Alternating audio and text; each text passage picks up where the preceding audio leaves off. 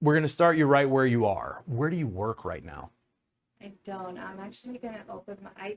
You're going to open your own place? Yes, and Okay. I'm supposed to open October the 1st. Okay. So I've decided that I don't want to go work for someone else, and I've decided that I don't want to do things the way everybody else does. Okay. I want to do it my way. Now, how do you want primarily from clients? Do you want to work with an older audience?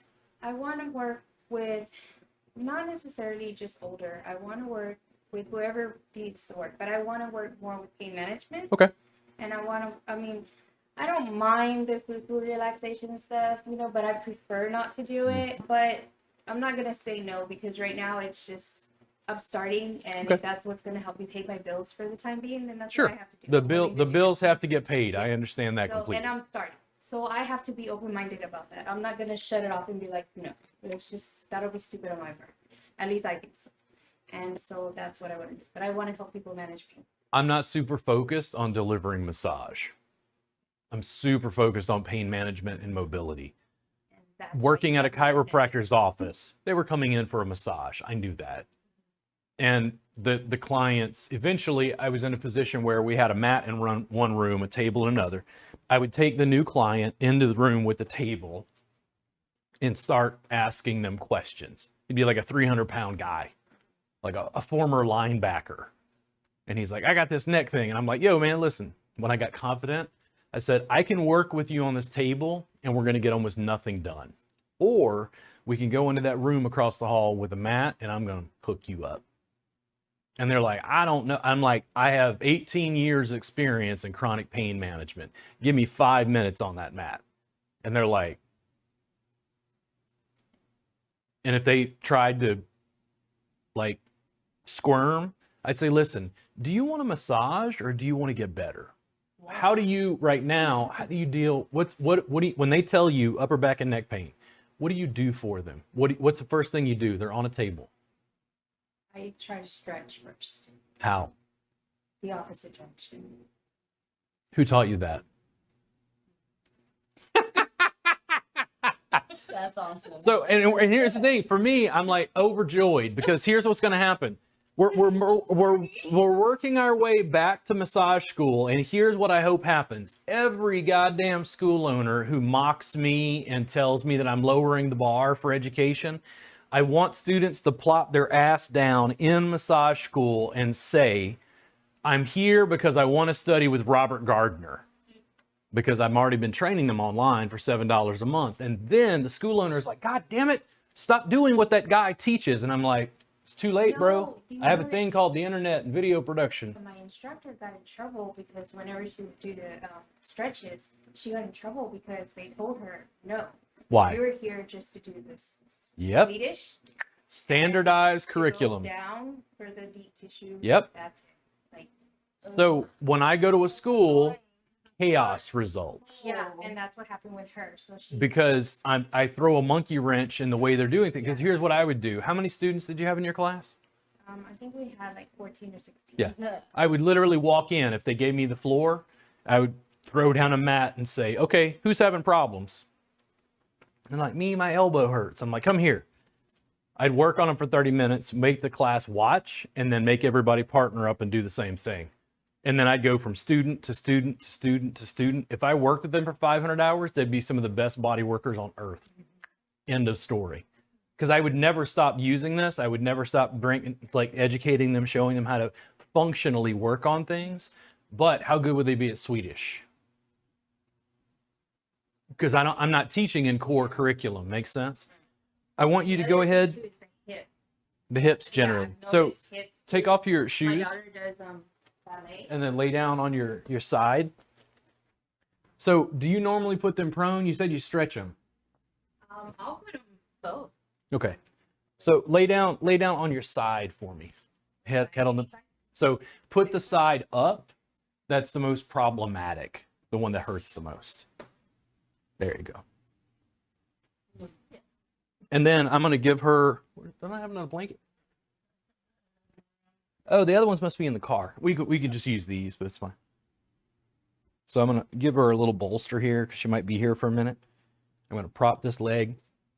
Now, for most people, immediately, massage therapists are completely uncomfortable already.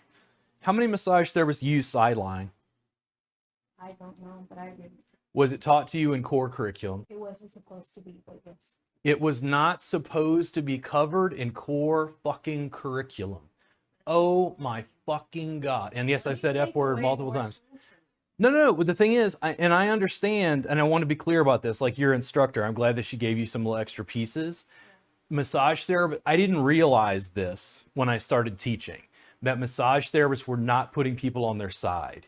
Because side lying on a table completely changed my entire practice. It opened up everything that I was doing. The clients come in, they say, I have upper back and neck pain. It's always in here, right? Yes. I would say, listen, I don't announce Thai massage. I don't put Thai massage on the menu of services. I go, listen, take off your shoes, lay down on your side. Here's a pillow. And they're like, what? You don't want me to take my clothes off? And I'm like, no, hold on. I'm going to move you around to see where we're going to work. Oh, okay. Then I would come in and say, listen, you're having problems mainly up here? Does it run down like your shoulder blade? Does it go into your shoulder? Okay. Does it go into your chest? No. Okay. Just asking quick question. Does it run up into your neck? Yes. Okay. So of those like 4 areas, one of them she doesn't have, but the rest of them she does feel that. What I'm going to do is immediately come in and I'm going to start to mobilize that area and like open up your chest. I'm going to put this right here. When I bring you back and open like this, how's that?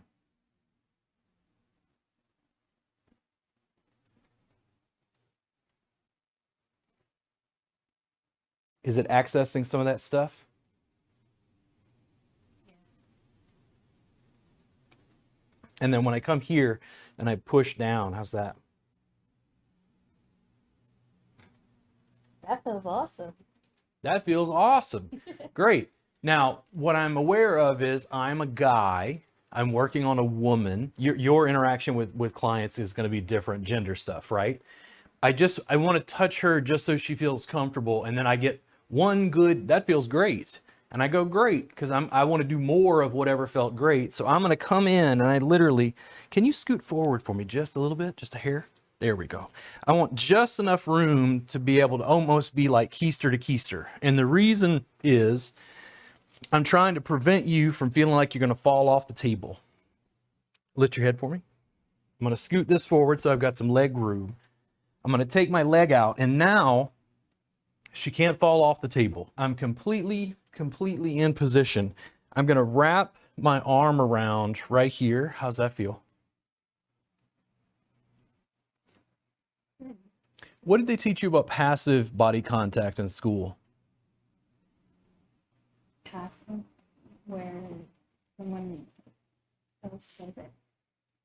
So this is active. This is passive body contact. What did they teach you about that in school?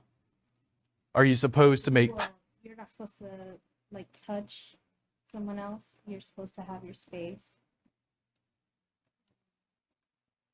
Because then you make the client feel, I guess, uncomfortable. How's that? Let's see what you've been working for years. So I'm going to mobilize. How's this through your shoulder blade back here? Is it too much where my fingers are pressing? No. Okay. And I'm also inadvertently, so I have to teach my process. So I had to think about what I'm doing, and I was like making eye contact the whole time. And the reason I was looking at her face is I'm trying to figure out if she, winces. Oh, it's because I'm like paying attention to how it feels. Yeah. How's that? So you know how to recreate it. Yes. Yeah. I do that all the time. How's your rotator cuff right here? Apparently it has issues that I didn't know. Yeah. And I'm just shaking it up for a second. So I'm still mobilizing the shoulder blade, but it's like, okay, I feel like there's some tension in here. I want to address some of this. I remember I told you it was messed up and I finally broken some of that. Yeah. And then when my arm, because my arm and tricep and everything, my knuckles will get a little tired, then I back off and I give her another. traction and pull.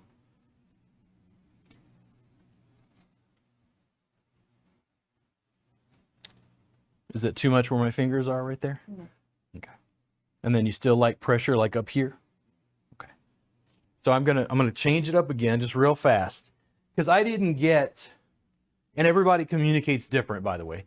I didn't get like a huge like, oh my God, that's it. And not that I necessarily will. I'm gonna come in here and I'm gonna make sure, okay, she's got this, but it doesn't have any like strong seams. If I put some pressure right there, how's that? Fine. You want more of that? Okay. So now I've got a handle essentially on her like middle deltoid to be able to steer this shoulder. But in my case, I'm going to come up instead of using my elbow and put my knee right here. How's that? That feels good. That feels good. Does the client, you can see, but like, does the client have any idea that I'm using my knee right now? Probably not. Unless they're like looking up. Yeah. Now, is it better when I push away and then like down or forward? Forward. Forward a little bit? But if I go forward right there, do you want to like that little bit of like rock and roll? How's that?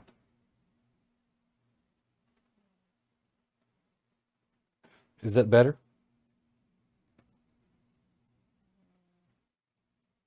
I don't know. Just tender. Yes. Okay. And in your case, based on what I'm seeing, go ahead and lift your head for me. Lay on your back. And I just change it up super fast. I'm almost positive, based on what you described, that your problem is actually your anterior scalene.